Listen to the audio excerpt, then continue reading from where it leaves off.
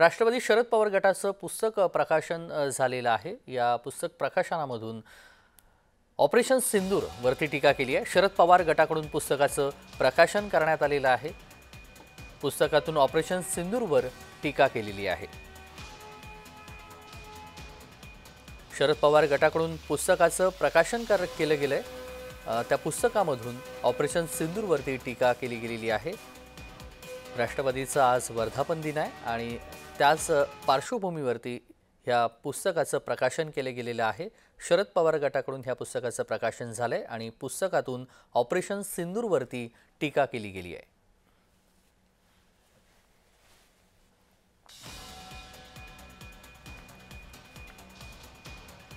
पुस्तकातून ऑपरेशन सिंदूरवरती टीका केलेली आहे। शरद पवार गटाकडून पुस्तकाचं प्रकाशन झालंय।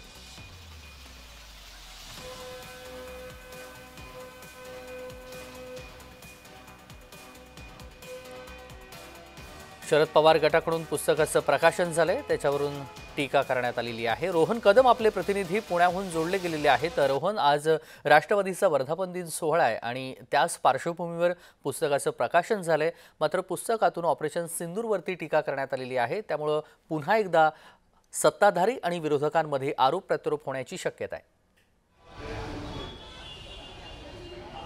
तेजस, आरोप प्रत्यारोप तर होतीलच, परंतु सगळ्यात महत्त्वाचं म्हणजे खासदार सुप्रिया सुळे यांनी याच ऑपरेशन सिंदूरचं भरभरून कौतुक जे आहे ते केलेलं होतं। केंद्र सरकारचं कौतुक केलेलं होतं, मिलिटरीचं, आपल्या सगळ्या आर्म फोर्सचं जे आहे ते कौतुक केलेलं होतं। आणि मग आजचं अचानक काय घडलं की आज वर्धापन दिन सोहळा आहे आणि या सोहळ्यानिमित्त राष्ट्रवादी काँग्रेस पक्षाने वर्धापन दिनाचा संदेश जो आहे तो दिलेला आहे आणि या संदेशाच्या माध्यमातून हे पुस्तक प्रकाशन जे आहे ते या कार्यक्रमामध्ये केलेलं आहे। आणि यामध्ये सरकारच्या असत्याचा बुरखा फाड अशा पद्धतीने टायटल जे आहे ते या पुस्तकाला दिलेलं आहे। आणि एवढंच नाही तर या पुस्तिकेमध्ये ऑपरेशन सिंदूरबाबत भरभरून जी आहे ती टीका केलेली पाहायला मिळते। मोठ्या प्रमाणामध्ये टीकास्त्र जे आहे ते ऑपरेशन सिंदूरबाबत दागलेलं पाहायला मिळतंय।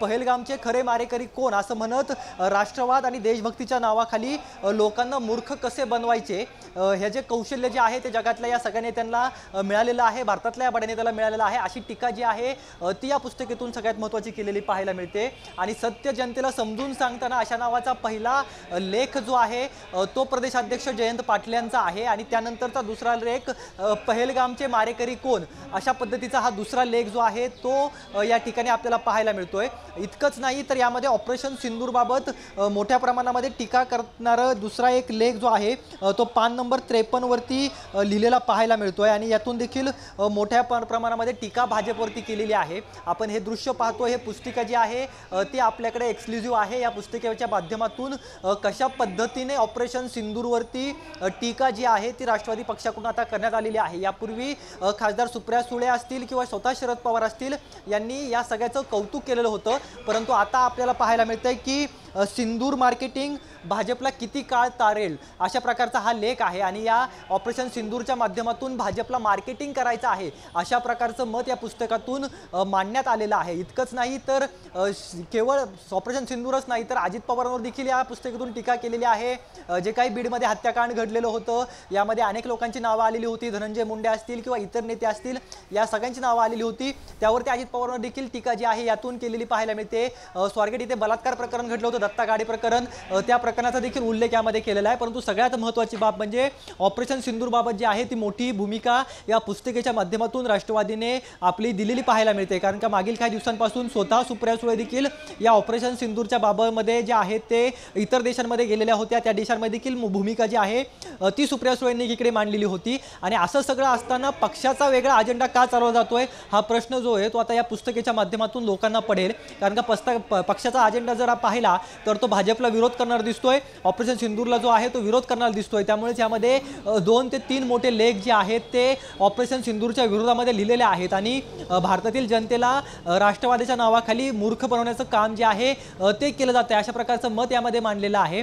जयंत पाटील असतील किंवा भोंगळे असतील किंवा स्वतः शरद पवारांचा देखील यामध्ये काही भाषणांचा उल्लेख जो आहे तो या पुस्तकेमध्ये केलेला आहे।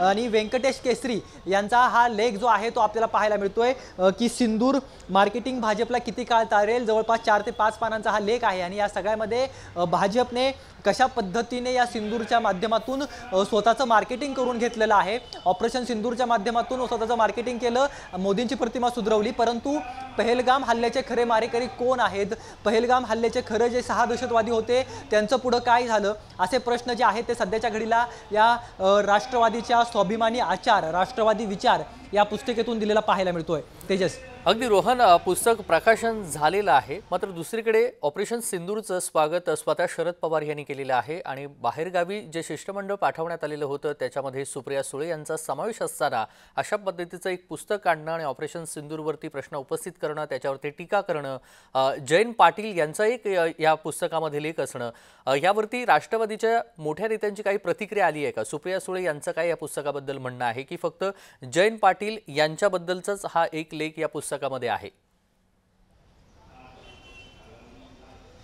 जयंत पाटलांचा यामध्ये पहिला लेख जो आहे तो आहे, कारण की ते प्रदेशाध्यक्ष आहेत आणि प्रदेशाध्यक्ष असल्यामुळे त्यांना या पुस्तकाचा जो आहे तो पहिला मान मिळालेला पाहायला मिळतोय। अध्यक्षीय संभाषण जे आहे ते त्यांनी संदेश जो आहे तो कार्यकर्त्यांना या लेखाच्या माध्यमातून त्यांनी दिलेला आहे। त्यानंतरचे हे वेगवेगळे लेख आहेत आणि दुसरा प्रश्न की एकीकडे सुप्रिया सुळे अशा पद्धतीने शिष्टमंडळामध्ये राहतात, शिष्टमंडळाच्या माध्यमातून परदेश दौरा करतात, त्या परदेश दौऱ्यामध्ये ऑपरेशन सिंदूरबाबत माहिती देतात, माध्यमांशी येताना ऑपरेशन सिंदूरचं कौतुक करतात। पहिल्या दिवसापासून सुप्रिया सुळे या सगळ्याबाबत सकारात्मक होत्या, भाजप बरोबर म्हणजे एकंदर सत्ताधाऱ्यांसोबत होत्या की अशा पद्धतीने जर हल्ला झाला असेल तर आम्ही सगळे सोबत आहोत, अशा प्रकारचं मत जे आहे ते त्यांनी व्यक्त केलेलं होतं, कारण का त्यावेळेस लोकांच्या भावना तीव्र होत्या।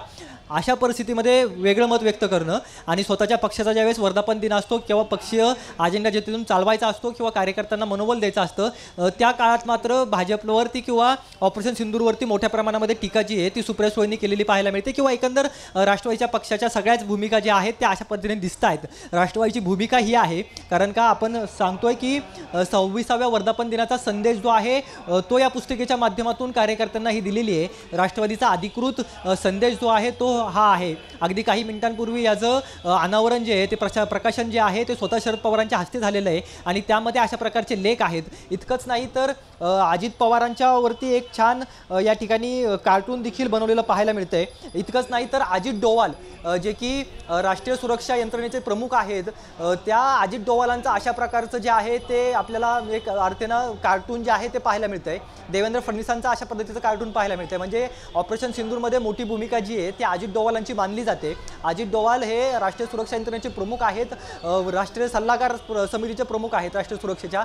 अशा पद्धतीने जर का त्यांना जर का ट्रोल केलं जात असेल तर ते मात्र दुर्दैवाची बाब आहे। तर दुसरी गोष्ट या ठिकाणी आपण पाहिलं तर अजित पवारांचं देखील अशा प्रकारचं कार्टून जे आहे ते यामध्ये दाखवलं गेलेलं आहे। अजित पवारांवर देखील टीका केलेली आहे। राहिला प्रश्न, राजकीय टीका ज्या आहेत त्या होत असतात, राजकीय टीका केल्या जात असतात, परंतु ऑपरेशन सिंदूरबाबत काही दिवसांपूर्वी वेगळी भूमिका जी आहे ती राष्ट्रवादीची होती आणि आता वर्धापन दिना दिवशी जी पुस्तिका मिळालेली आहे त्या पुस्तिकामध्ये ऑपरेशन सिंदूरबाबत वेगळं काही दिलेलं दिसतंय। त्यामुळे ऑपरेशन सिंदूरबाबत नेमकं राष्ट्रवादीचा पाठिंबा होता, राष्ट्रवादीने टीका यापूर्वी कधी केलेली नव्हती। त्यामुळेच हा प्रश्न निर्माण झालेला आहे। पदाधिकारी आणि राष्ट्रवादीच्या मोठ्या नेत्यांमध्ये विसंगत भूमिका ह्याच्यावरून पाहायला मिळते का? एकीकडे दोन्ही राष्ट्रवादी एकत्र येणार आणि त्यामध्येच हे पुस्तकाचं प्रकाशन झालेलं आहे, हा पुन्हा एक वादाचा विषय ठरेल का? अगदी बरोबर आहे। खरं तर अनेक वादाचे विषय जे आहेत ते याच्या निमित्ताने उत्पन्न होऊ शकतात। आपण प्रतिक्रिया घेण्याचा या पुस्तकावरती निश्चितपणाने प्रयत्न करूयात, परंतु सध्या वर्धापन दिनाचा सोहळा आतमध्ये चालू आहे आणि त्यामुळे आता बाहेर कुठलेही आमदार, खासदार किंवा प्रमुख नेते जे आहेत ते नाही आहेत। त्यामुळे नेमकं यावरती त्यांच्या प्रतिक्रिया काय आहेत हे आपण जाणून घेऊयाच, परंतु अगदी थोड्या वेळामध्ये तिकडे बालेवाडीला अजित पवारांच्या वर्धापन दिनाचा सोहळा देखील सुरू होतोय। कदाचित त्यांच्याकडून देखील अशी एखादी पुस्तिका जर काढली असेल आणि त्यातून जर का टीका केली असेल तर नवल वाटायला नको, म्हणजे राष्ट्रवादीवर राजकीय टीका केली असेल तर नवल वाटायला नको, परंतु राष्ट्रवादीने अजित शरद पवारांच्या राष्ट्रवादीने राजकीय टीका न करता थेट भाजपला ऑपरेशन सिंदूरवरून घेरण्याचा प्रयत्न केलेला पाहायला मिळतोय। आणि पहलगाम हल्ल्यामध्ये काही लोक जी आहेत ती मारली गेली होती, परंतु जे खरे दहशतवादी होते ते कुठे आहेत अशा प्रकारचा प्रश्न त्यांनी विचारलेला पाहायला मिळतोय। इतकंच नाही तर भारतीची राफेल विमाने उडवली अशा प्रकारचा आरोप जो आहे तो यातून केलेला आहे। त्यामुळे सत्य काय असत्य काय हे त्यांनाच माहिती आणि अशा प्रकारचं राजकारण करून नेमका काय संदेश द्यायचा आहे, अशा प्रकारचं राजकारण करण्याचा नेमका हेतू काय आहे?